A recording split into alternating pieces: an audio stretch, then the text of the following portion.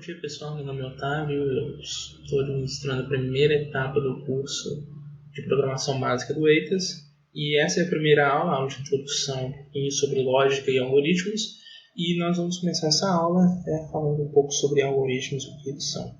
Aqui na tela nós temos um exemplo de um algoritmo ali embaixo e basicamente um algoritmo é uma sequência de passos para um determinado objetivo. Então ali nós temos o exemplo de sacar dinheiro e cada número ali é um passo. Qualquer coisa no dia a dia pode ser um algoritmo. Então ali nós só temos um exemplo qualquer, vamos dar uma olhada. Então no início, você vai até o caixa eletrônico, coloca seu cartão, digita sua senha. Você vê o seu saldo. Se o seu saldo for maior do que a quantia que você deseja sacar, realize o saque. Caso contrário, você só pode sacar o máximo do seu saldo. Retire o dinheiro e o cartão e fim. Vocês viram que é uma sequência de passos e seguindo ela você consegue realizar a atividade de sacar dinheiro sem erro. E a ideia do algoritmo é isso, uma sequência de passos para um determinado objetivo.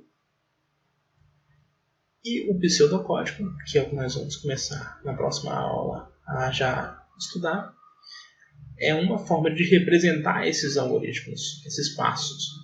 E representando dessa forma a gente consegue fazer um programa que vai rodar e vai fazer esses passos e vai te dar um resultado pré-determinado.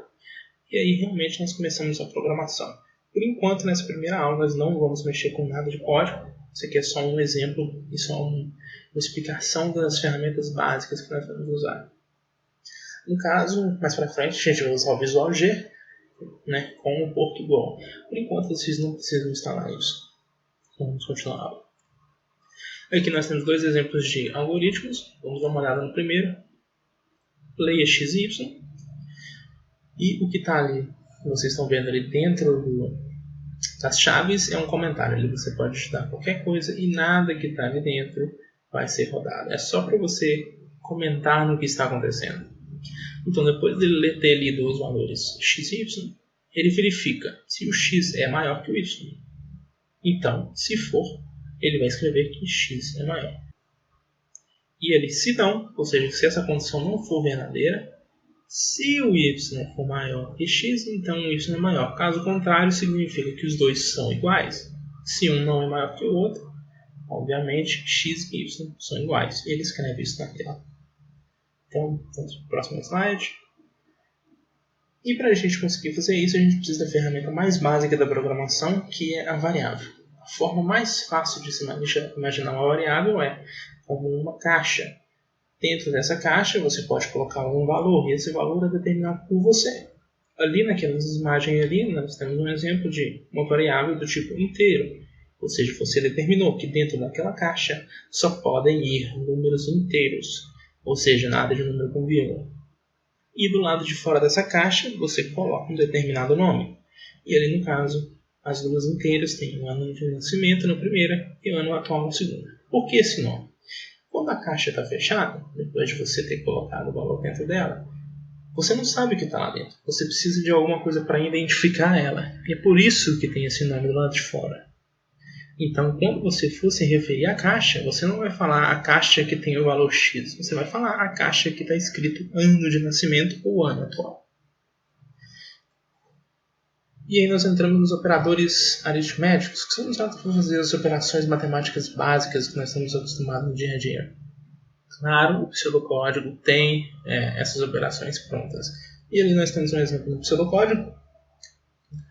Um exemplo em Java, que seria uma das linguagens que você pode aprender aí para trabalhar, e a precedência. Essa precedência basicamente significa que quanto menor aquele número, maior a prioridade dessa conta. E isso é uma coisa que nós aprendemos lá na escola, no ensino médio, que obviamente multiplicação é feita antes de adição, divisão também. Adição e subtração sempre são as últimas contas e exponenciação é a prioridade número 1 na matemática. Você sempre faz ela primeiro. Claro, a não ser que você use os parênteses e as chaves. Operadores de atribuição são usados para designar o que tem dentro daquela caixa. Então, se eu falo que aquela caixa, ano de nascimento, tem 1997, eu digo que ano de nascimento é igual a 1997. Ou eu posso falar que uma variável recebe mais igual y, ou seja, isso significa que aquela variável, ou seja, aquela caixa, vai continuar com o que já tinha dentro dela e eu vou colocar mais alguma coisa lá dentro, vou fazer uma soma. E o mesmo pode ser feito com todas as outras operações matemáticas.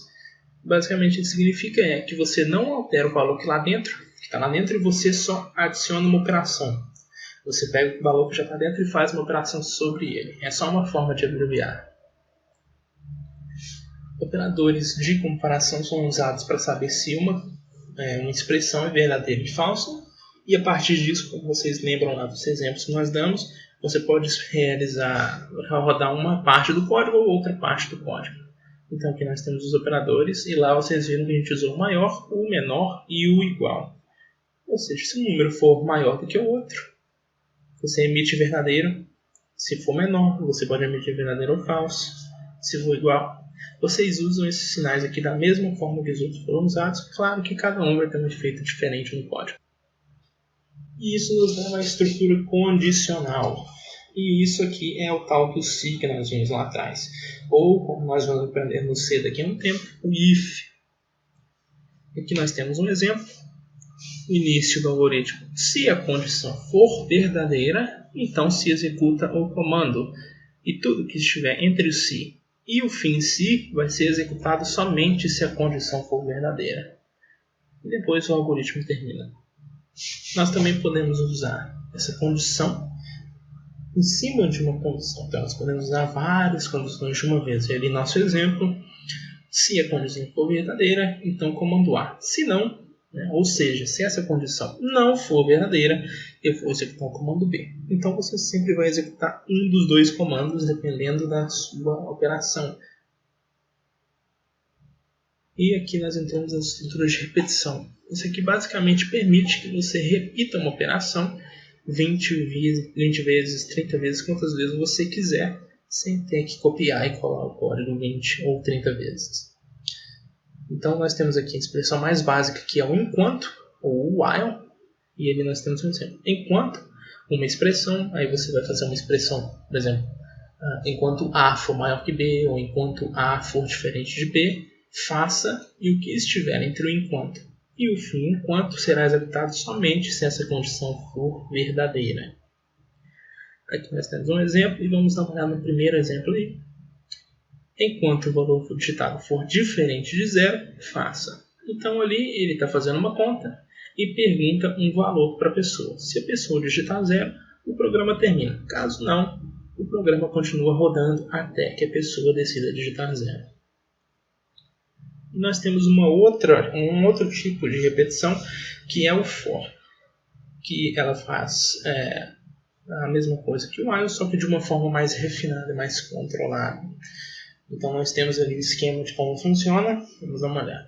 Para a variável contador, pode ser qualquer variável que você escolha, de um valor inicial até um valor final, passo e um valor de incremento, pode ser qualquer valor que você quiser, faça. E as instruções que tiverem entre o para e o fim para vão ser executadas até você terminar esse loop, até você conseguir atingir o valor final. Então ali nós temos um exemplo.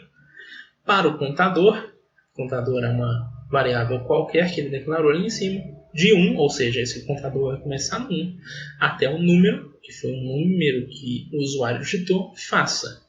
E ali ele vai fazer um fatorial. E depois que esse número chegar até o número que a pessoa digitou, o código sai do fim para e escreve a resposta. Por hoje é só isso mesmo. Fiquem atentos à próxima aula aí, não vai demorar muito e eu vejo vocês lá.